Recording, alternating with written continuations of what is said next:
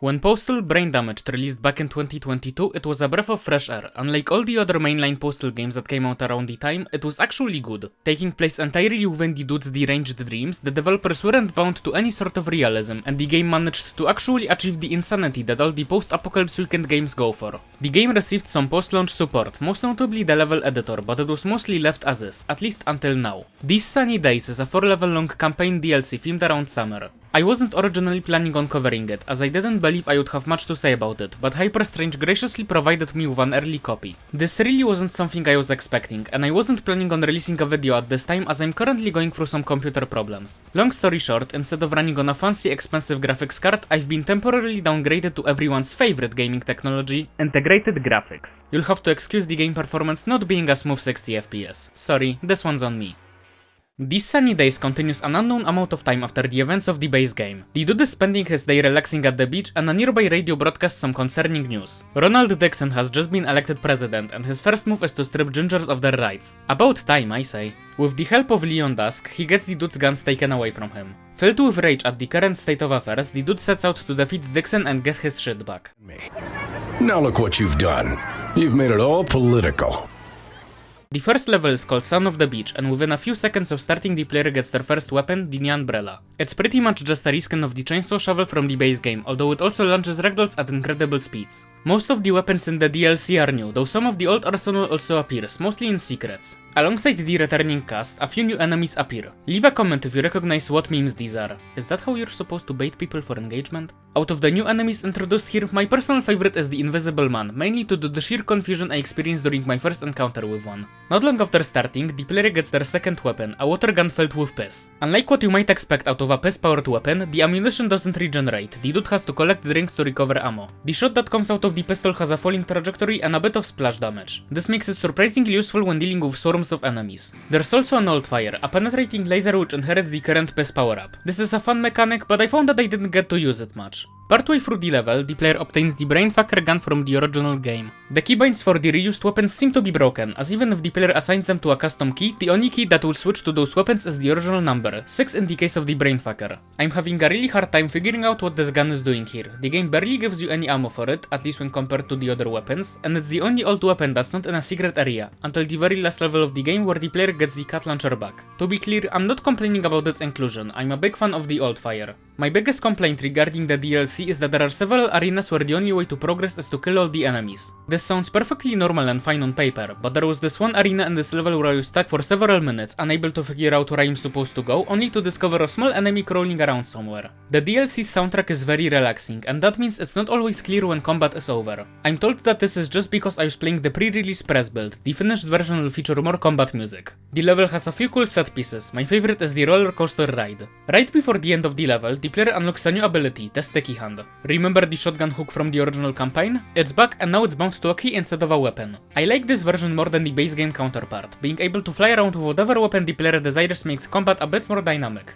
Ship Happens is the direct continuation of the first level, taking place inside of a cruise ship. The player is quickly introduced to my least favorite enemy in the game, the Hardened Seaman. I don't know what it is about these guys, but they kick my ass every time. They blow kiss projectiles at you which you can shoot down, and this made my explosive sausages explode in my face several times. Speaking of, the winner grinder is this DLC's shotgun. The Altfire charges an explosive sausage, the main way of dealing explosive damage in the game. Unlike the Holy Hand grenades from the base game, this shot doesn't use an unique ammo type. To balance this out, the explosions are really weak and often not worth using in my opinion. The tutorial video uses a different charging meter than the one that appears in the final version. That's slightly interesting. Around the halfway mark of the level, the player also gets the fourth weapon, the Bubble Gun. I feel very indifferent about this one. It's a rapid fire weapon, and the old fire creates a small shield in front of the player, similar to the Knee Umbrella. I think my main gripe with this weapon is the old fire. It saved me a few times, but it's nowhere near as cool as the time stop from the base game's rapid fire weapon. Even with all of that, this is probably my favorite level in the DLC. I like its platforming sections, and the environments are quite varied.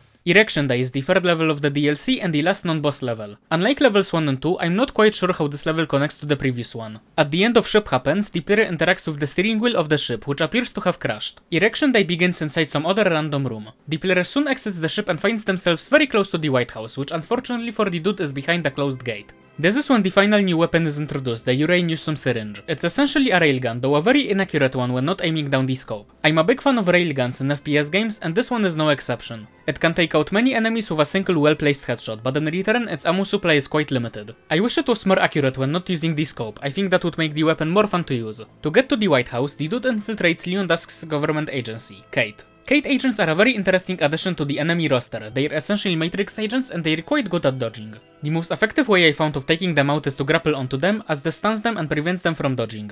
Even though it's level 2 that's my favorite, I found this big underground arena to be very memorable. The rest of the Kate headquarters is pretty alright, although the platforming segments felt significantly more janky than the rest of the game. After the player finds the golden key and leaves the sewers, they can infiltrate the White House. I really like this part with the cardboard cutouts. After disabling all the security in the long hallway, the level ends. While not as good as the second one, it's still a good time. The final level, just like the last levels of previous episodes, is a boss fight. I'm not gonna show the final boss, as the DLC literally just came out as of the release of this video and I'd rather have people discover who the final boss is themselves. I found the plot twist to be quite funny, but I thought the fight itself was a bit weak. The first phase takes a while to do the occasional wave of Kate agents, and the second phase is extremely confusing.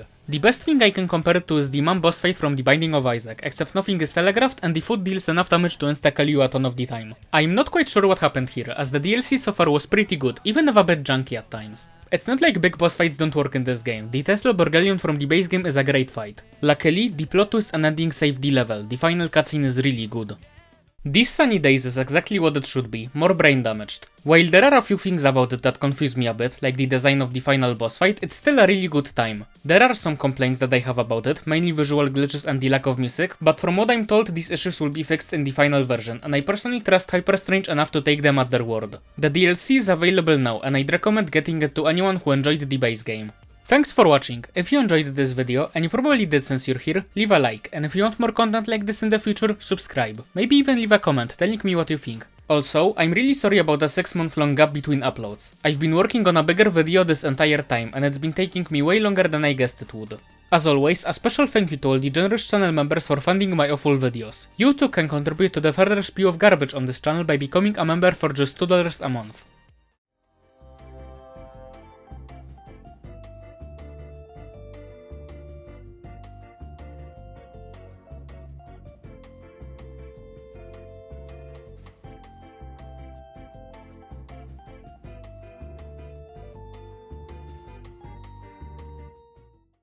You know what really grinds my gears? YouTube Automatic Translation. YouTube has a feature where you can upload multiple audio tracks for a single video, allowing for dubs in multiple languages. Except that feature is only available to certain big channels, and instead of rolling it out to everyone so I could dub my videos in Polish or make a cleaner audio track for older videos, they instead released these shitty AI dubs. Why not just give me the option to upload multiple tracks? Why does MrBeast get it and not me? YouTube has been auto-translating video titles for a long time, but that's an entirely separate issue. No one wants this, the auto-translated titles are confusing and the AI dubs sound like shit. Also yes, this segment is only here so I can put mid-roll.